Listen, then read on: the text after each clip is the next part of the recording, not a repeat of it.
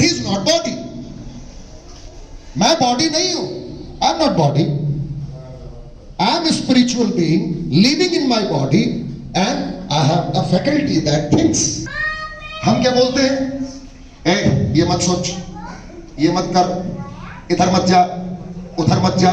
हमने उसके पूरे इंटेलेक्चुअल फैकल्टी को बिठा के जमीन पे ला दिया. उसको केवल एक चीज करना है कि वो क्या करना चाहता है, क्या देखना चाहता है, क्या सुनना चाहता है, हमारी ध्यान उस पर होनी चाहिए. उसके पास इतना स्पेस होना चाहिए कि अपने स्पिरिचुअल एनर्जी को वो समझ पाए. अगर ऐसा नहीं होता तो बिल गेट्स 7वीं क्लास का बच्चा 12 साल की उम्र में कैसे वो विंडो को निकाल के ले गया. और उसने अपने पापा से जाके पूछा था कि पापा 50 रुपए दो ना please, can you give me $550 dad. उसने कहा क्यों, Why $50? बोला डैड मेरे और मेरे दोस्त ने मिलके विंडो बनाया है डैड. तो पता है बाप का रिएक्शन क्या था? अच्छा फेल होके तू अब खिड़कियां बनाएगा? क्योंकि उसको विंडो का मतलब खिड़की समझ में आती थी, उसकी सोच वहीं तक जाती थी. उसने कहा no dad this is not खिड़की, विंडो का मतलब खिड़की नहीं डैड, मैंने सॉफ्टवेयर बनाया है जो सारी दुनिया की खिड़कियां खोल देगा and I will become a superstar. That is the power. अगर ऐसा नहीं होता तो विराट कोहली मुझे नहीं मिला होता. 12 साल की उम्र थी, 12 साल की. उसका बाप हॉस्पिटल में था और वो मैदान में क्रिकेट खेल रहा था और उसको यकायक फोन आती है कि योर फादर डाइड. वो लड़का 97 रन पे था और वो बल्ला, पैड, ग्लव्स लिए दौड़ गया हॉस्पिटल में और जाके अपने पिता को क्या बोला, डेड बॉडी से बात कर रहा है. और क्या बोला मालूम? Dad I hate you.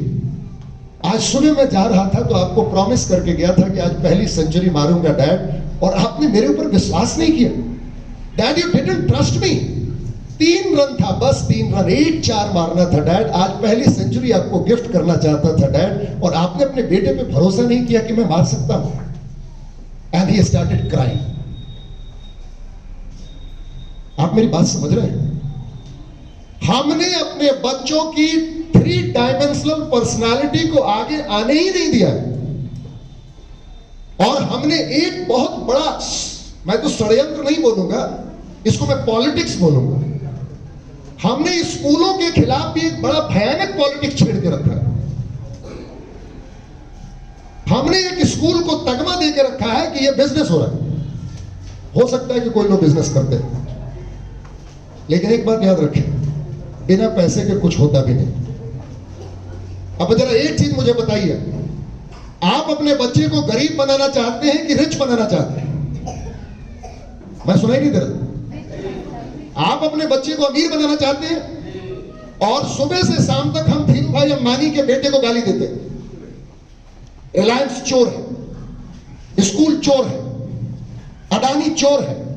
अब जरा बोलिए आप, आपका बच्चा आपके सामने सुन रहा है, वो बड़ा अजीबोगरीब कॉन्ट्रडिक्शन में फंस जाता है कि एक तरफ मेरी मां बोलती है कि तू पैसे कमा और दूसरी तरफ पैसे वालों को गाली देती है. हमारा तो ऑब्जेक्टिव ये होना चाहिए था कि पैसा कैसे कमाया जाता है जाके सीख ले. थोड़ा रिलायंस से बात कर, थोड़ा अदानी से इंटरव्यू का टाइम ले ले. हमको वो कॉन्फिडेंस देना था और हम दिन रात केवल पैसे वालों को गाली देते रहते हैं. और एक बार हमारे मन में एक सपना भी है कि मेरा बेटा अमीर जाता बन जाता अडानी जैसा. It is not possible. Why it is not possible? It is very simple thing. बहुत सोचा ठीक है कि आपके पास एक स्पिरिचुअल एंगल है, और स्पिरिचुअल एंगल का मतलब क्या होता है मालूम? Spirit is always available at all the places at all the time.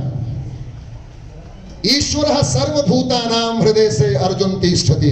Krishna ने अर्जुन को कहा कि तुम मुझे कहां खोज रहा है? मैं तेरे हृदय स्थल पे विराजमान हूं और तू मुझे बाहर खोज रहा है. ये बच्चे को कौन बताएगा? उसको ये बताना है कि तेरा भगवान तेरे साथ चल रहा है और तू बोल रहा है मेरे को कॉन्फिडेंस नहीं है. तो मेरी बात छोड़ दे. अर्जुन को भी कॉन्फिडेंस नहीं था. तब जाके उन्होंने कहा कि देख मैं तेरे साथ ही खड़ा हूं. एक बात और, उस स्पिरिचुअल एंगल को अगर बहुत ऊंचाई पे ले जाना है तो तो मेरी माँ बहुत अच्छा बोलती थी, जो सब बच्चों को समझ में आ सकता है। मेरी माँ बोलती थी, जमीन पे बड़ा भीड़ है बेटा, छत पे आ जा। मुझे समझ में नहीं आता था, लेकिन अब समझ में आ गया। मेरी माँ बोलती थी कि अगर पृथ्वी पे खड़ा रहेगा, पृथ्वी का मतलब फिजिकल लेवल, ये पृथ्वी है, अगर केवल शरीर की सोचेगा, करीब शरीर के बारे में सोचेगा, तो जिंदगी में कभी भगवान को नहीं समझ पाएगा। और वो ईश्वर जो है वो चारों तरफ अवेलेबल है और तुझे दिखाई नहीं देता। मैं आपसे हाथ जोड़ता हूं, हमारी प्लानिंग गलत हो चुकी है और हमारी पूरी की पूरी इंप्लीमेंटेशन और एजुकेशन सिस्टम में उलटफेर करने की जरूरत है। हमारी स्पिरिचुअल एनर्जी हमारे साथ, यहां भी जितने लोग बैठे हैं सबके पास वो स्पिरिचुअल एनर्जी है। मैं एक एग्जांपल दूं तो शायद आपको समझ में आए और हर बच्चे को समझ में आए। ये बिजली आ रही है, क्या कभी किसी ने बिजली को देखा? और क्या कहा आपने? पंखा चल रहा है मतलब बिजली आ गई। अरे बिजली आई तो पंखा चलने लगा, तो पंखा को आना चाहिए था ना, तो बिजली कहां से आ गई? और जब बिजली गई तो आपने क्या कहा? पंखा चला नहीं गया, आपने कहा पंखा बंद हो गया मतलब बिजली चली गई। यानी आ रहा है जा रहा है, आ रहा है जा रहा है। कौन आ रहा जा रहा है? बिजली आ रही है। पंखा तो वही खड़ा है, देखिए यहां पंखा खड़ा है, बिजली है लेकिन नाच नहीं रहा, इसका मन नहीं लग रहा, चुपचाप बेचारा बैठा हुआ है बिना बिजली के। आपका बच्चा भी वैसे ही है। भगवान दिखेगा नहीं। भगवान कहां दिखेगा? जब वो बच्चा नाचेगा, गाएगा, खेलेगा, कुछ करेगा। तो मैं यहां क्या कर रहा हूं? What I am doing here? मैं अपने भगवान को रिप्रेजेंट कर रहा हूं, मैं अपने ईश्वर को, उस स्पिरिचुअल एनर्जी को एक्सप्रेस कर रहा हूं। तो मेरा एक ही मकसद होना चाहिए कि मेरा बेटा उस स्पिरिचुअल एनर्जी को एक्सप्रेस करे, चाहे वो नाच के, चाहे वो गा के, चाहे वो डॉक्टर बन के, चाहे वो प्राइम मिनिस्टर बन के। My objective is only one. और एजुकेशन का मतलब भी वही है, एक्सप्रेशन। आपका बेटा घर जाता है और आपको बोलता है कि मम्मी मेरा मन नहीं लगता है, और आपका आंसर क्या है? आपके पास कोई आंसर ही नहीं है, क्योंकि आपका भी मन नहीं लगता है। तो आप उसके साथ जुड़ जाती हैं। ठीक है बोलता है, तो किसी का मन नहीं लगता है। You are talking all rubbish things. मेरा मन लगता है, नरेंद्र मोदी का मन लग रहा है। आप जितने सक्सेसफुल आदमी को देख लिए, एक एक आदमी को उठाइए, एंड ही इज एंजॉयिंग। हमें उस बच्चे को एक ही शिक्षा देनी है कि भैया बुरे वक्त में भी तेरा मन कैसे लगे। हमें आईएएस बाद में बनाना है, हमें आईपीएस बाद में बनाना है। अपने ध्यान से देखने का है कि प्रॉब्लम कहां है। और मैं ये साइंटिफिक एक्सप्रेशन आपको दे रहा हूं, और ये शायद कोई स्कूल में पढ़ाया नहीं जाएगा और न किसी कॉलेज में पढ़ाया जाएगा। मैंने अपने 54 साल की जिंदगी में सीखा। अगर मैं आपसे बोलूं कि जैसे बिजली आपको दिखाई नहीं दिया, तो क्या आपने अपने मन को कभी देखा है? Have you seen your mind? आपने अपने मन को देखा? क्यों नहीं देखा? इसके पीछे रीजन है। Mind is not an organ. Mind कोई शरीर का अंग है ही नहीं। लेकिन हम दिन में 50 बार बोलते हैं मेरा मन नहीं लगता, मेरा मन लगता है, मेरा मन नहीं लगता। यानी 24 घंटे मन मन मन की बात करते हैं और कभी मन को देखा ही नहीं। अब एक बात बताइए मुझे, जो चीज दिखाई न दे उसे समझा कैसे जाए? भगवान भी नहीं दिखाई देता, ईश्वर नहीं दिखाई देता, इसलिए देखिएगा ईश्वर को आज तक किसी ने नहीं समझाया। बिजली नहीं दिखाई देती, इसलिए बिजली के बारे में भी, एनर्जी के बारे में बहुत लोगों को कम ज्ञान है। और हमें सबसे ज्यादा जरूरी इसी का ज्ञान चाहिए। तो एक साइंटिस्ट है जिनका नाम है नॉर्मन फ्लीट, स्वीडन के साइकेट्रिस्ट है। उन्होंने कहा बच्चों को समझाएं कैसे कि मन क्या है, क्योंकि फोटो तो है ही नहीं। और बचपन से उनको क्या सिखाया गया? A for Apple, A for Apple. तो ये समझ में आया एप्पल देख के, तो माइंड को समझाएंगे कि इसका कोई फोटो नहीं है, इसका कोई अदृश्य शक्ति है। तो बोलेगा क्या अदृश्य शक्ति है? व्हाट इज दिस अदृश्य शक्ति? ये इनविजिबिलिटी क्या होती है? उसको समझ में नहीं आया। हमारे बड़े बड़े को समझ में नहीं आता। इसलिए ध्यान रहे, आपके अगर मन को समझना है तो नॉर्मन फ्लीट ने कहा दिस इज माइंड, ये मन है। ये सर्कुल जो है, ये जो गोल है, उन्होंने एक फोटो बना दिया और कहा ये तेरा मन है और ये तेरा बॉडी है। This is my body. ये छोटा सा बॉडी है, यानी मेरा बॉडी मेरे मन के अंदर है। मन बाहर है और बॉडी अंदर है। यानी मैं जो बोल रहा हूं अपने मन से बोल रहा हूं, मैं जो चल रहा हूं अपने मन से चल रहा हूं, मैं जो खा रहा हूं अपने मन से खा रहा हूं। यानी मेरे बॉडी का कोई रोल नहीं है, 0%।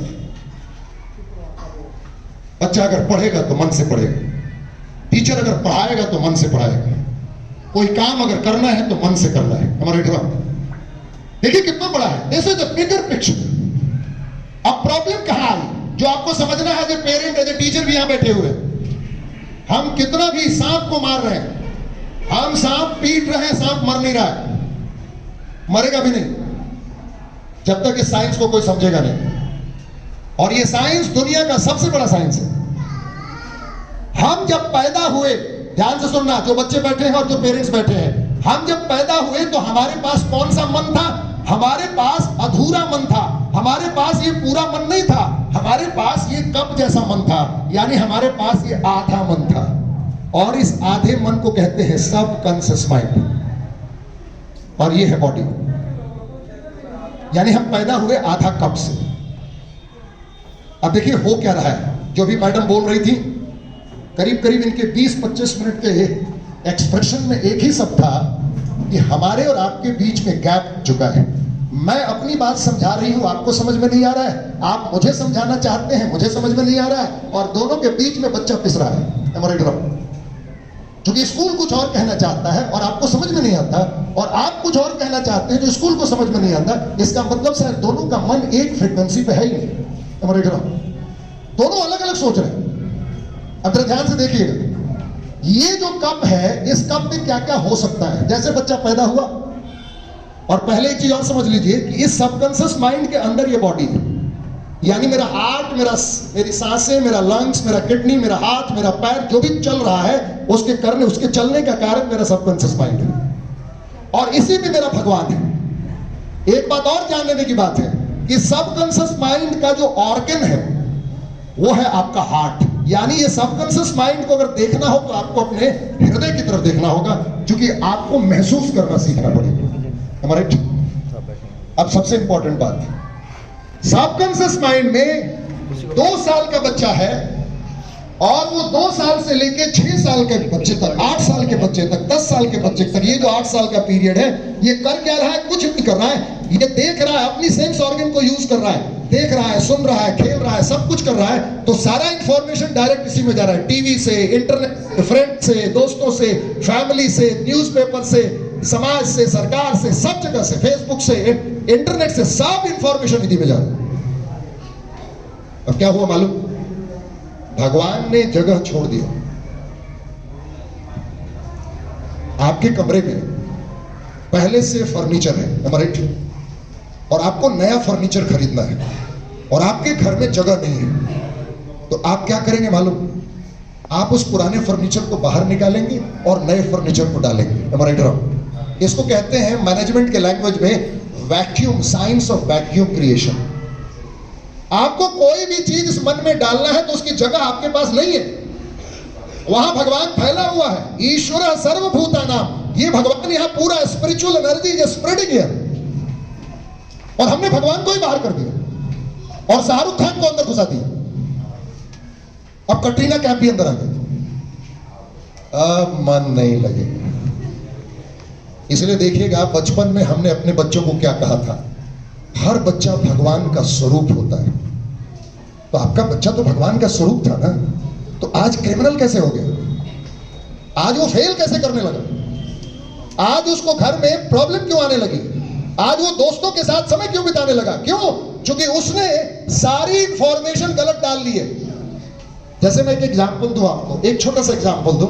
ये बोतल है, यहां पे मैं छोटा सा एग्जांपल दूं। ये बोतल है ना, ये कंप्लीट माइंड है, सोच लीजिए। और जब पैदा हुआ था तो ये ढक्कन नहीं था, ये ढक्कन नहीं था, आधे ढक्कन के साथ पैदा हुआ था। हमारे इस आधे ढक्कन, आधे बोतल को कहते हैं सबकॉन्शियस माइंड। अब जरा सोचिए, आप अपने घर में कोई कप में या कोई ग्लास में पानी रखी हुई है और उसको ऊपर से ढका नहीं है आपने, तो क्या गंदगी उसके अंदर नहीं जाएगी? जोर से बोलिए। अब वो बच्चा क्या कर रहा है मालूम? आपने उसको ढकना सिखाया ही नहीं, और उस ढकने का नाम क्या है मालूम? कॉन्शसनेस, अवेयरनेस, होश में आना। आपने उस बच्चे को होश को सिखाया ही नहीं और आपने कहा ए स्कूल जा, ऐसे पढ़, दिन भर घूमता रहता है। वो कुछ नहीं समझ रहा है, आपके डांट से वो कुछ नहीं समझने वाला। वाई? बिकॉज कॉन्शसनेस है ही नहीं उसके पास। उसके पास अवेयरनेस नाम की चीज नहीं है और आपके पास भी नहीं है। क्योंकि अगर आपके पास अवेयरनेस होता तो इस तरह की लैंग्वेज आप यूज ही नहीं करते। क्योंकि आप एक ऐसे बच्चे से बात कर रहे हैं जिसका कॉन्शसनेस बना ही नहीं है। हमें क्या करना था मालूम? हमें अपने इस ढक्कन को इसमें लगा देना था। उस बच्चे को बोलना था कि देखिए गंदा हो जाएगा, तो टीवी देख रहा है, सब डायरेक्ट जाएगा, भगवान वहीं बैठे हुए हैं। अभी देखिए एक मलेशिया की लड़की है, मलेशिया की लड़की है 4 साल की, शायद वो पढ़ने जाती है यूकेजी में और वो 4 भाषा बोलती है। लिखने उसको कोई भाषा नहीं आता, अब बोलती चारों एकदम फ्लुएंटली है। क्यों मालूम? क्योंकि उसका हस्बैंड को आता है रशियन और अरबिक और उसकी माँ को आता है फ्रेंच एंड इंग्लिश, और दोनों में लव मैरिज हुई और वो बच्चा 9 महीने माँ के पेट में था। जैसे अभिमन्यु ने अपने बहन की और अपने भाई अपने मामा की सारी बातें सुन ली थी और वो सारी चीजें हो गई। तो आप ध्यान रखिएगा कि आपका बच्चा चुपचाप आपको देख रहा है, इसका मतलब ये ना समझ लीजिएगा कि उसको कुछ समझ में नहीं आ रहा। छोटा बच्चा, आप गाली दे रहे हैं, बिना गाली बिना वो किसी स्कूल में गए गाली सीख लेता है। आपने कभी सोचा? वो चारों तरफ से देख के सीख लेता है।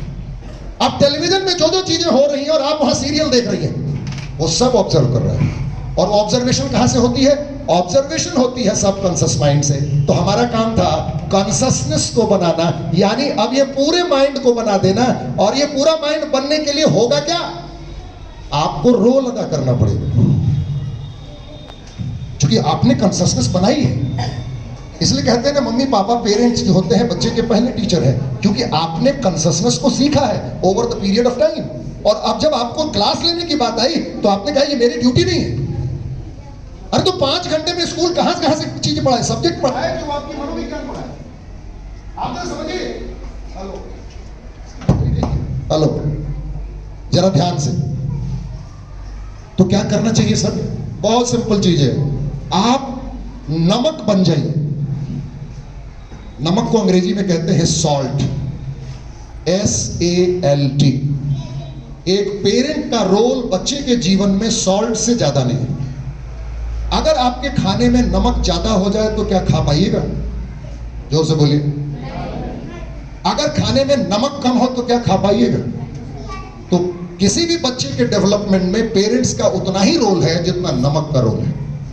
अगर ज्यादा गार्जियनशिप किया तो बच्चे को हाथ से धोइएगा, अगर कम गार्जियनशिप किया तो बच्चे को हाथ से धोइएगा। तो आपको सॉल्ट बनना है तो जरा सॉल्ट का मतलब समझ लीजिए। मैं लिख रहा हूं ये कॉन्शसनेस बनाना है तो you have to play the role of SALT, salt. S का मतलब होता है से। जैसे बच्चा घर आता है स्कूल से, आपका पहला सवाल होना चाहिए जो भी मैडम बोल रही थी, आज स्कूल में क्या हुआ? उसका ड्रेस नहीं उतरेगा, उसकी किताबें नहीं उतरेंगी। देखिएगा वो बच्चा कुछ नहीं बोलना चाहेगा, क्योंकि वो आपको जान चुका है कि ज्यादा देर करेंगे माँ एकदम आंसू आ जाएंगे, माँ उसको खिलाने दौड़ेगी। अरे मेरा बेटा तो भूखा हुआ, पहले खाना खिला दो। अब मैं आपसे एक सवाल पूछता हूं, आपके घर में कोई आता है मिलने के लिए आपसे, तो क्या आप उसको डाइनिंग टेबल पे ले जाती हैं? आपके घर में कोई आता है तो पहले सवाल पूछती है, कैसे आना हुआ, कैसे हैं आप, कोई नया समाचार? हम पूछते हैं कि नहीं? तो वो बच्चा आया है 5 घंटे के बाद स्कूल से, आपसे 5 घंटे दूर था और आपने उससे कुछ नहीं पूछा और खाना परोस दिया। वो बच्चा पहले ही दिन समझ जाता है कि मेरी माँ बेवकूफ नंबर 1 है। आपका बच्चा है वो, और आज का बच्चा है वो। बिना तुम्हें बताए हुए कि आज क्या हुआ तुम्हें खाना नहीं मिलेगा, अगर वो क्लियर मैसेज किया होता तो दूसरे दिन से वो बताना शुरू कर देता। लेकिन उससे ज्यादा तो तकलीफ आपको होने लगती है। अगर कहीं बाप ने पूछ दिया तो मां लड़ने लगती है, आपको और कोई नहीं मिला इसको डांटने के लिए, हटिए इधर से। दूसरे दिन से बाप भी बोलता है, जा तेरा बेटा ले जा। बाप को भी आपने अपने पिला दिया। नर्सरी के क्लासेस में अगर ये कॉन्शसनेस नहीं बनी ना तो 9th क्लास में नहीं बनेगी। आप लिख लीजिएगा। तो ये जो नर्सरी के क्लासेस हैं और जो ये ऊपर के क्लासेस, इसमें एक ही चीज का फर्क है, होस्ट का। अब दूसरा का मतलब है ए, आस्क। एक होता है आप कुछ भी बोलिए, से उसका स्वागत कीजिए, उससे सवाल पूछिए, कैसे हो, आज का दिन कैसा रहा। अब ये आस्क पूछिए, पूछिए सवाल उससे और उसको बोलने का मौका दीजिए। Ask questions. आपके पास प्री डिसाइडेड क्वेश्चंस होने चाहिए कि आज मेरा बेटा आ रहा है, किस सब्जेक्ट पे मुझे उससे बात करनी है। आप ही के पास सब्जेक्ट नहीं है। आपके पास सब्जेक्ट होता है ना, तो रोज सब्जेक्ट बदला होता। कभी साइंस के बारे में बात किया होता, कभी लिटरेचर के बारे में बात किया होता, कभी अल्फाबेट्स के बारे में बात किया होता, कभी एक्टिविटी के बारे में बात किया होता, और उसको बोलने का मौका देती तो वो पब्लिक स्पीकर बन जाता। लेकिन हमने क्या किया, हमने एक मौका आया था, उस मौके को हाथ से गंवा दिया। तीसरा है लेल। एल का मतलब है लिसन। अगर वो बोलने लगा तो फिर बीच में मत बोलिए, सुनिए उसकी। यहां भी हम चूक जाते हैं। जैसे वो बोलने लगता है, हम मोबाइल देखने लगते हैं। अब वो चुप हो जाता है, बोलता है अच्छा मतलब मोबाइल ज्यादा जरूरी है, हम जरूरी नहीं है। अब आप उसको बोलिए, बोलो बोलो बोलो, इधर देख रहा है। माँ बोलो बोलो बोलो, उधर सीरियल देख रही है। आपको क्या लगता है वो इतना बेवकूफ बच्चा है? वो समझ जाता है कि मेरे बोलने का कोई इंपॉर्टेंस नहीं है, तो व्हाई शुड आई स्पीक। और अल्टीमेटली आप क्या बोलती हैं, मेरा बचवा आजकल चुपचाप रहता है, कुछ बोलता ही नहीं है। आपने बोलना बंद करा दिया उसका, क्योंकि आपके लिए बोलना उसकी प्रायोरिटी नहीं थी। आपको पहले ये बोलना चाहिए था कि तुम बोल रहे हो, अपना मोबाइल स्विच ऑफ कीजिए, आप गैस को चूल्हा बंद कीजिए, आप टेलीविजन बंद कीजिए, उसके आंख से आंख मिलाइए, चेहरे पे मुस्कुराहट लाइए और बोलने दीजिए उसको, और हर बोलने पे ताली बजाइए। लेकिन हमने नहीं किया। और उसके बाद कंप्लेन क्या किया स्कूल में जाके, जब से ये स्कूल आया है ना, तब से बोलना बंद कर दिया है। अरे कमाल है, 5 घंटे में टीचर ने उसको डरा दिया। टीचर की इतनी मजा, और वो टीचर से डर जाएगा। बच्चा कोई कहीं नहीं डरता है, उसको डराने का घर सबसे इंपॉर्टेंट जगह है। उसको घर में डराया जाता है, उसको घर से बोलने से इनकार किया जाता है, उसको सुनना नहीं जाता। मैं आपसे कंप्लेंट नहीं कर रहा हूं, क्योंकि मैं एक टीचर हूं और मैं एक ट्रेनर हूं, तो मैं घर घर जाके देख चुका हूं। हस्बैंड वाइफ लड़ाई कर रहे हैं, अब बेटा वहां बैठा हुआ, क्या सीख रहे हो, व्हाट इज लर्निंग। इसलिए जरा ध्यान रहे, आपके घर में अगर बच्चा है ना, तो आपके मुंह पे ताला होना चाहिए। अगर घर से बाहर चला गया स्कूल, तो कमरा बंद कीजिए और खूब मारामारी कीजिए। लेकिन जब वो आ जाए तो दोनों को केवल मुस्कुराना है। वेलकम माय चाइल्ड, कैसा है, क्या हुआ, केवल questions, right. And then comes T. T का मतलब होता है टूर गाइड। आप ट्रैवल एजेंट बने हुए हैं। आगे बोल के क्या, पापा पैसा, आपने बिना सोचे समझे दे दिया। पता है ट्रैवल एजेंट में और टूर गाइड में बड़ा फर्क होता है। टूर गाइड क्या होता है मालूम, यात्रा शुरू होने से लेकर यात्रा खत्म होने तक साथ में रहता है और एक एक पल की जानकारी देता है। वो विदेशी जो आता है ना, वो उसके भरोसे आता है। और ट्रैवल एजेंट का काम है केवल टिकट काटना और अपना कमीशन लेना। आप कमीशन ले रहे हैं और आप अपने बच्चे की केवल टिकट कटाते हैं, फीस देने आते हैं और उसके बाद बच्चे को 14 दिन भूल जाते हैं। 9 जब भी आप आते हैं फीस देने, राइटली से मैडम ने राइटली कहा कि आप 2 मिनट का समय लेके आते हैं कि उसकी क्लास टीचर से आप अपॉइंटमेंट लेते हैं। क्लास टीचर से इंतजार करती रहती है कि कोई आएगा बात करेगा, बट नोबडी कम्स। आप इतनी संख्या में आज आए हैं, मुझे देख के बड़ा अच्छा लग रहा है। I salute you. मैं बहुत सारे पेरेंटिंग सेशन में गया हूं, पूरी दुनिया में गया हूं, लेकिन इतनी भीड़ मुझे कहीं नहीं दिखाई दी। यानी आपको इस स्कूल पे भरोसा है, am I right or wrong? भरोसा है, इनका भी आपके ऊपर भरोसा है। अगर 2 भरोसे नहीं होते तो इतनी संख्या में लोग नहीं आते, am I right or wrong? लेकिन इस भरोसे को अपने बच्चे के ऊपर भी रखना पड़ेगा। केवल बाहर के भरोसे से वो स्पिरिचुअल एनर्जी काम नहीं होने वाली, am I right or wrong? मैं लिख के देता हूं, अगर आपको कुछ करना है तो इस इंटेलेक्चुअल फैकल्टी पे काम करना होगा। और इसके लिए एक बहुत सुंदर चीज मैं बताने की कोशिश कर रहा हूं। हमारे मन में एक सवाल आता है, मैं भी बाप हूं 2 बच्चों का, तो मेरे मन में सवाल आता है, मेरा बेटा कॉन्फिडेंट नहीं है सर, ये बोल नहीं पाता है सर, इसके पास बिलीफ सिस्टम की कमी है सर, इसका कंसंट्रेशन टूटता है, पढ़ने बैठता है तो इधर उधर देखने लगता है। ये सब पेरेंट्स का मतलब नॉर्मल क्वेश्चन है, हमारे ड्रॉप। और हर बार यही होता है, लेकिन कभी चेंजेस नहीं आता। उसके पीछे रीजन बहुत इंपॉर्टेंट है। और रीजन क्या है, कि आप ध्यान से सुनेंगे इस बात को। Thoughts are coming. मैं अब आ रहा हूं उस पोजीशन पे कि आपको जो मैकेनिज्म यूज करना है। थॉट्स आर कमिंग, तो आपके मन में सवाल होगा कहां से आ रही है। आपको पूछना चाहिए कहां से नहीं आ रही है। चारों तरफ से क्या आ रही है? थॉट आ रही है।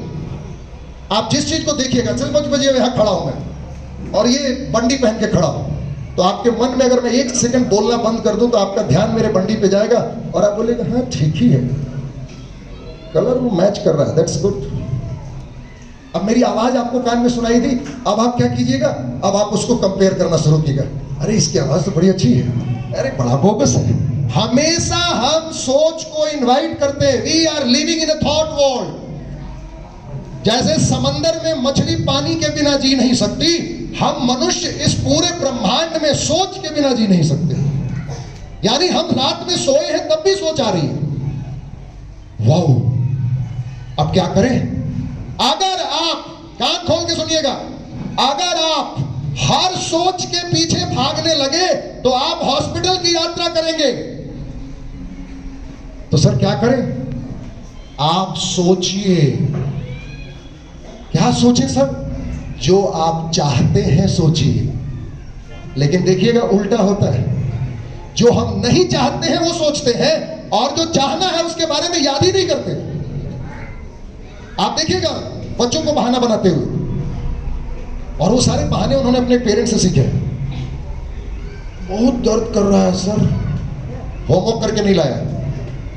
और देखिएगा 3-4 बच्चे जरूर बैठे रहते हैं वहां पे, केवल पेट का दर्द है, बहुत दर्द कर रहा है सर, कोई दर्द नहीं है उसको, वो केवल उस टीचर का अटेंशन बिगाड़ना चाहता है।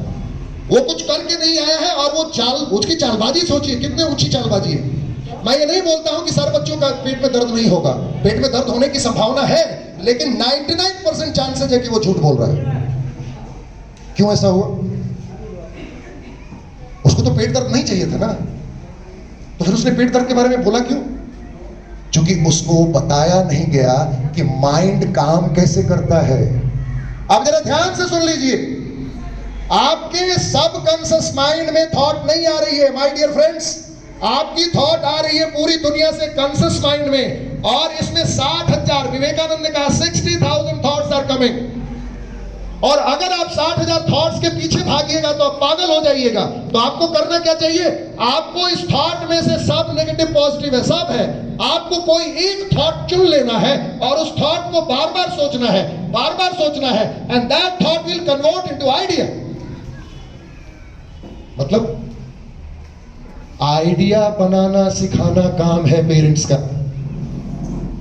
तो आइडिया का मतलब, आइडिया का मतलब होता है एक सोच को बार बार सोचिए, एक सोच को बार बार सोचिए तो वो आइडिया का रूप ले लेगा। आपने एक आदमी का नाम सुना होगा, मैं एक एग्जांपल देता हूं, करसन भाई पटेल, नाम सुना है? करसन भाई पटेल का नाम सुना है? करसन भाई पटेल हर घर में है, आपके घर में भी है। निरमा वॉशिंग पाउडर, अब नाम सुना है निरमा का? जोर से बोलिए। निरमा वॉशिंग पाउडर, निरमा उनकी बेटी का नाम है। और आज अगर आपके घर में निरमा न हो तो जरा ध्यान से देखिएगा, आपने वॉशिंग पाउडर को यूज लिया लेकिन निरमा को ठीक से देखा नहीं। निरमा वॉशिंग पाउडर के डब्बे के ऊपर एक छोटी सी लड़की फ्रॉक पहन के खड़ी है, वो उनकी बेटी है। और वो बेटी स्कूल गई थी और आ रही थी और उसको रोड एक्सीडेंट में मारी गई। वो केवल 5 साल की लड़की थी। अब देखिए क्या हुआ, मैं आइडिया की बात कर रहा हूं, I am talking about idea. Thoughts are coming. उनके पास फोन आया, तुम्हारी बेटी मर गई। मामा का फोन, पिताजी का फोन, टीचर का फोन, प्रिंसिपल का फोन, उनके दोस्तों का फोन, चारों तरफ से बॉम्बार्डिंग फोन, बेटी मर गई, बेटी मर गई, बेटी मर गई। और पता है वो क्या सोच रहे हैं? मेरी बेटी मर नहीं सकती, मेरी बेटी मर नहीं सकती। अब जरा सोचिए यहां क्या हो रहा है, कौन सी द्वंद्व चल रहा है? जो मरी वो फिजिकल लेवल पे मरी है, यानी उनकी बेटी का शरीर मरा है, उसकी आत्मा नहीं मरी है। वो क्या बोल रहे हैं? मेरी बेटी मरी नहीं सकती, मैं उसे अमर कर दूंगा, मैं उसे हिंदुस्तान की बेटी बना दूंगा। एक बाप आइडिया क्रिएट कर रहा है, अब जैसे उसने रिपीट किया, मैं अपनी बेटी को मरने नहीं दूंगा, मैं अपनी बेटी को मरने नहीं दूंगा, repetition repetition of thought, what happened, अंदर से आवाज आई, कैसे, हाउ। पता है उन्होंने क्या किया? फीडबैक लिया कि औरतें कौन सा ज्यादा प्रोडक्ट यूज करती है। गुजराती ब्रेन, 15,000 रुपए की सैलरी, और उस आदमी ने क्या सोचा कि भाई हर औरत को, मेरी बेटी को तो गोद में रखना है ना, हाथों से सहलाना है ना, तो मैं वॉशिंग पाउडर बनाऊंगा, क्योंकि हर बेटी, हर औरत वॉशिंग पाउडर रोज यूज करती है कपड़े की सफाई में, अब मैं वॉशिंग पाउडर बनाऊंगा। और उन्होंने अपनी प्रोडक्ट का नाम रख दिया निर्मा वॉशिंग पाउडर। वो आते थे स्कूल से, अपने ऑफिस से, और उसके बाद अपनी लेबोरेटरी में बैठ के पाउच बनाते थे और 3-3 रुपए में जाके बाजार में बांटते थे, फ्री। 15 दिन के बाद